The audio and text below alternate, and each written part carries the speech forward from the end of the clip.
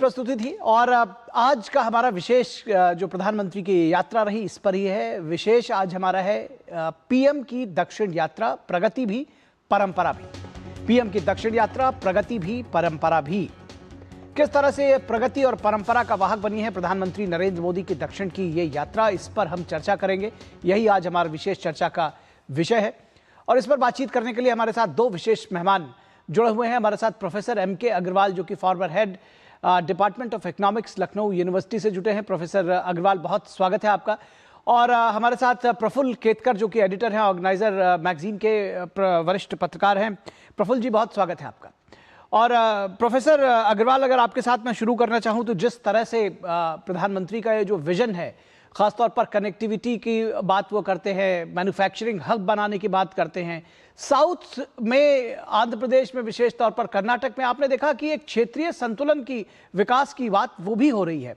कैसे देखते हैं प्रधानमंत्री के इस दौरे को और खासतौर पर विकास के विशेष संदर्भ में, जहां पर कनेक्टिविटी, जहां पर एक्सप्रेसवे, आपने एयरपोर्ट की बात करी, बंदरगाह, इन सब को एक विकास का खाका जो है वो तैयार किया गया है। प्रधानमंत्री कहते हैं कि विकास के लिए, ग्रोथ के लिए एक इकोसिस्टम तैयार किया जा रहा है। देखिए निखिल जी, प्रधानमंत्री जी की जो विशेषता है वो ग्रोथ को संपूर्णता में देखते हैं और ग्रोथ को विकसित भारत 2047 से जोड़ करके देखते हैं। उनको पता है कि हर राज्य की अपनी विशेषता है, अपना उसका इकोसिस्टम है, अपनी उसकी विशेषताएं हैं। उस संदर्भ में उसको कैसे आगे बढ़ाया जा सकता है, उसकी लीडरशिप कैसे है, उसको कैसे जो है इस्तेमाल करके उस प्रदेश को आगे ले जाया जाए। अब जैसे इस प्रदेश को देखिए, आज जब कंबाइंड आंध्र प्रदेश था 12 साल पहले, जब उससे अलग उठ करके ये बनता है, तो चंद्रबाबू नायडू जी यहाँ पर आते हैं, एक संघर्ष करते हैं और केंद्र सरकार के साथ पुनः जुड़ करके उसको आगे ले जाने का काम करते हैं। जो सबसे बड़ा काम केंद्र सरकार ने किया है, जो आज चर्चा का विषय नहीं रहा, वो था नक्सलवादी समस्या को यहाँ पर जड़ से समाप्त करना, जिससे आंध्र प्रदेश के लिए विकास की राह खोली।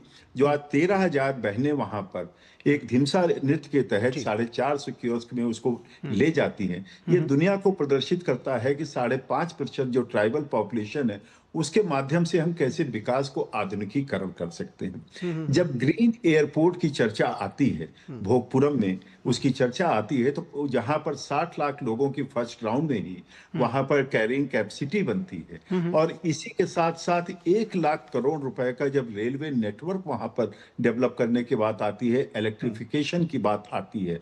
और अगर हम देखते हैं, जिसके ऊपर इससे विशेष ध्यान है, वो है कि किस प्रकार से ब्लू वाटर का इस्तेमाल किया जाए, यानी कि कोस्टल बेल्ट को, क्योंकि आंध्र प्रदेश के पास बहुत बड़ा कोस्टल बेल्ट है, उसके आधुनिकीकरण के साथ साथ 3 नए आप वहां आधुनिक, जिसको कह सकते हैं, पोर्ट्स का विकास होना है। यानी कि जो आप चर्चा कर रहे हैं कि कनेक्टिविटी के साथ कैसे विकास को पोषित किया जाए, कैसे उसको प्रोत्साहित किया जाए, उस चीज को प्रधानमंत्री जी रेखांकित करते हुए दिखाई पड़ते हैं। यानी कि कह सकते हैं कि लगभग 2 लाख करोड़ की, 18,000 करोड़ का आप आज किया है, लेकिन 1 लाख करोड़ जैसे रेलवे का देखते हैं, जो वो परियोजना चालू है, या इसी प्रकार से पोर्ट्स को लेकर के देखते हैं, तो इंफ्रास्ट्रक्चर को एक बिग पुश देखते हुए दिखाई पड़ते हैं। और कौन सा इंफ्रास्ट्रक्चर? आधुनिक इंफ्रास्ट्रक्चर को उसको बिग पुश देते हुए दिखाई पड़ते हैं।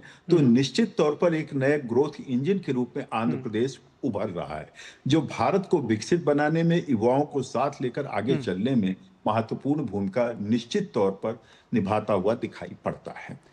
जी बिल्कुल। प्रफुल्ल केतकर जी, आपने देखा कि एक तरफ, जैसे जो हमारा चर्चा का विषय है दरअसल, कि प्रधानमंत्री की दक्षिण यात्रा, विकास भी विरासत भी, तो एक तरफ आपने देखा कि एक आधुनिक, अत्याधुनिक एयरपोर्ट का निर्माण, उसके साथ ही साथ स्वामी विवेकानंद से प्रेरणा भी लेना।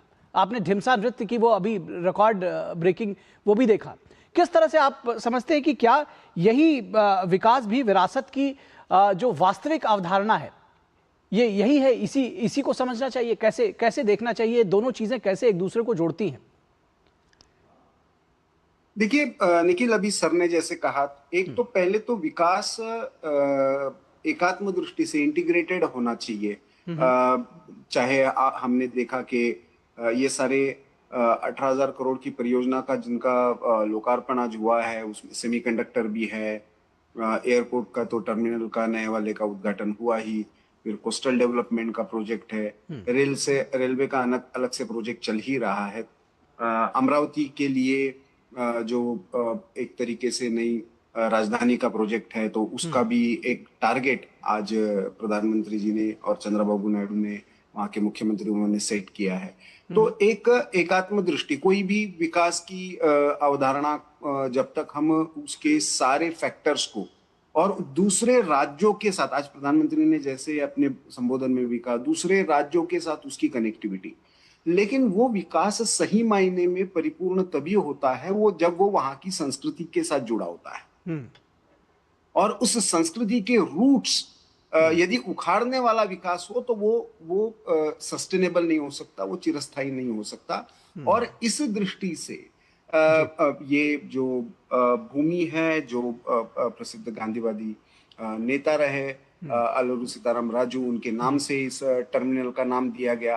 और ये जो धिंसा नृत्य का एक वर्ल्ड रिकॉर्ड बना, या जिस तरीके की वीणा प्रधानमंत्री जी को वहां पे प्रस्तुत की गई, वो वहां के सांस्कृतिक विरासत, ये करते हुए हमारी सांस्कृतिक विरासत को, क्योंकि भारत की अर्थव्यवस्था ब्रिटिश काल पूर्व से भी हमारे संस्कृति में जुड़ी हुई थी, और हमारे सांस्कृतिक क्लस्टर ही वो विकास के वाहक थे। उस वेल्थ क्रिएशन जिसको आज की भाषा में कहा जाता है, वो धन संपत्ति का संचयन जो है वो उसी आधार पर होता था।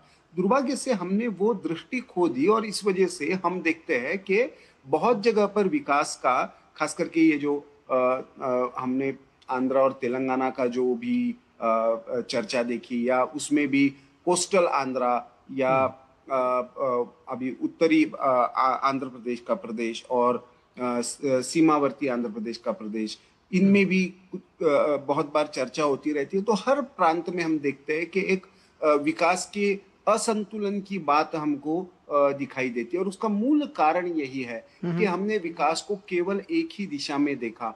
जब संस्कृति और विकास ये दोनों साथ में चलते हैं, तो उसका निश्चित रूप से उस समाज के मूल्य, उस समाज का कौशल और उस समाज के आसपास जो संसाधन, इन तीनों का मेल अपने आप ही बैठता है। और इस अर्थ में विकास और विरासत को साथ में लेने की दृष्टि ये प्रधानमंत्री की एक महत्वपूर्ण पहल आज के उनके संबोधन में भी और इन परियोजनाओं के सोच में भी दिखी। जी प्रोफेसर अग्रवाल, एक बात जो प्रधानमंत्री नरेंद्र मोदी बहुत शुरू से कहते रहे हैं, डबल इंजन की सरकार। लोग शायद इसको थोड़ा पॉलिटिकली ले सकते हैं या लेते होंगे, लेकिन एक इकोनॉमिस्ट के तौर पर आप इसको कैसे देखते हैं कि जब योजनाएं एक साथ परवान चढ़ती हैं दो राज्यों, मतलब केंद्र और राज्य के परस्पर सहयोग से, तो आंध्र प्रदेश में जिस तरह से आज 18,000 करोड़ की परियोजनाएं, या जो आपने पूरा इन टोटो बताया कि किस तरह से साउथ में तमाम जगहों पर जो विकास हो रहा है, कैसे आप इसको देखते हैं कि ये एक दूसरे के पूरक भी बनते हैं, और तब विकास और विरासत जिसकी बात अभी प्रफुल्ल केतकर जी कह रहे थे कि दोनों साथ साथ चलते हैं, एक दूसरे के वाहक बनते हैं? देखिए, जो प्रधानमंत्री जी कह रहे हैं और जो चंद्रबाबू नायडू जी कर रहे हैं, अगर दोनों के बीच देखिए, क्या ये एयरपोर्ट बिना केंद्र के तालमेल के हो सकता है? क्या रेल परियोजनाएं इसके बिना हो सकती? या भारत सरकार रेल परियोजना लागू करना चाहे, अगर राज्य सरकार सहयोग ना करे तो रेल परियोजना कैसे आगे बढ़ेगी? एयरपोर्ट कैसे आगे बढ़ेगा? यानी कि आप इस प्रकार से देखिए, फिर वहां की आवश्यकताओं को समझना, और जैसे भी प्रफुल्ल जी कह रहे थे कि वहां की विरासत को समझना। एक वहां का आज जो कनेक्टिविटी बढ़ती है, तो वहां पर जो संभावनाएं बढ़ रही हैं, एक वो बढ़ रही है कि वहां पर इको टूरिज्म का और स्पिरिचुअल टूरिज्म का एक बड़ा गढ़ है वो आंध्र प्रदेश, उसको विकसित करना। वो जंगलों के बीच बसा है, वहां पर फॉरेस्ट का एरिया बहुत बड़ा है, आदिवासी क्षेत्र बहुत बड़े हैं, और वहां पर आदिवासी विश्वविद्यालय भी एक है।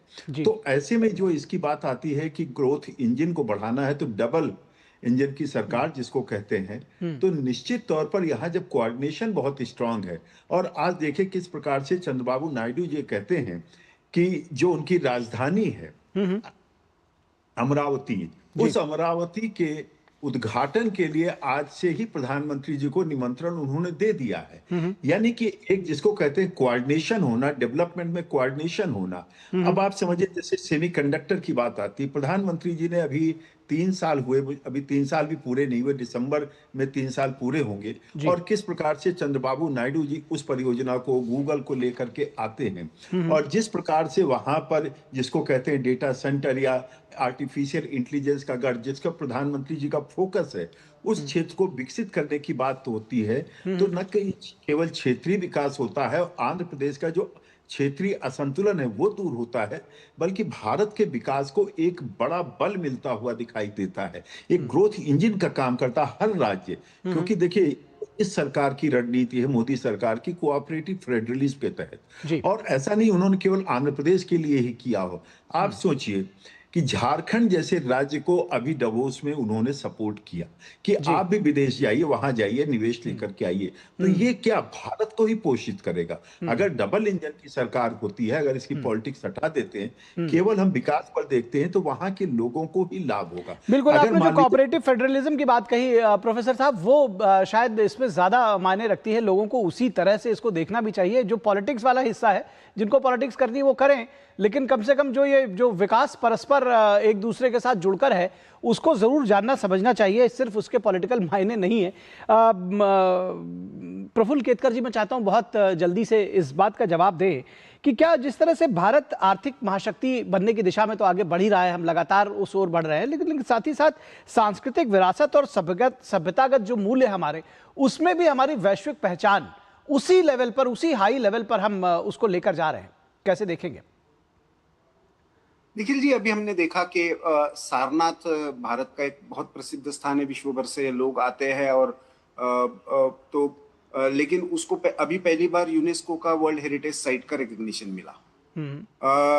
हमने बुद्धा सर्किट के बारे में वही देखा, रामा और कृष्णा सर्किट के बारे में वही देखा। जब यदि आपको आपकी सांस्कृतिक पहचान पर गर्व नहीं है, तो कोई भी देश आपकी प्रगति को बहुत ज्यादा तवज्जो नहीं देगा, उसको बहुत सकारात्मक भाव से नहीं देखेगा।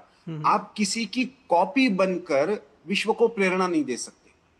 आपको आपके ओरिजिनल रहना पड़ेगा। आप दूसरों के मॉडल का इमिटेशन करके और वो करना है, तो इसीलिए इस संस्कृति के भाव को समझना और उसमें एक समन्वय की भूमिका, विविध प्रदेशों के विविध प्रदेशों में भी उप प्रदेश जो है उनके भी अपनी पहचान को बनाए रखते हुए विकसित भारत में योगदान देने की उनकी भूमिका को बढ़ावा देना होगा। तो ये केवल मैं कहूंगा कि कोऑपरेटिव भी नहीं, केवल सहकारिता नहीं, एक समन्वयवादी फेडरलिज्म की बात है। क्योंकि आपको यदि सेमीकंडक्टर का प्लांट लगाना है, तो इसमें तो अपेक्ट इन्वेस्टमेंट कर रहा है 469 करोड़ की, जो कोरिया की कंपनी है। आपको एमईए से भी तालमेल पर, तो ये जो तालमेल है कि हम विचारों के विरोधी है, तो इसलिए हम एक दूसरे के दुश्मन नहीं है। हम लोग अपने अपने तरीके से भारत में, हाँ ठीक है, वैचारिक कुछ मतभेद हो सकते हैं, तो लेकिन उसमें किसी का भी सांस्कृतिक भाव जो है वो नहीं भूलना चाहिए। मुझे लगता है ये आशय सामने रखते हैं तो हम विकास और सस्टेनेबिलिटी इन दोनों में भी समन्वय भी रख सकते हैं। जी बिल्कुल, इन दोनों में समन्वय रख सकते हैं। और जिस तरह से हमारी ये परियोजनाएं आगे बढ़ रही हैं, जिस तरह से प्रधानमंत्री का ये जो दौरा हुआ है और उसके बाद विकास और विरासत एक साथ परवान चढ़ रहे हैं, ये निश्चित तौर पर हम सब के लिए खुशी की बात है और उम्मीद है कि ये चीज़ें और भी इसी तरह से आगे बढ़ेंगी। प्रोफेसर एम के अग्रवाल और प्रफुल्ल केतकर जी, आप दोनों लोगों का बहुत शुक्रिया, बहुत धन्यवाद हमारे साथ जुड़ने के लिए।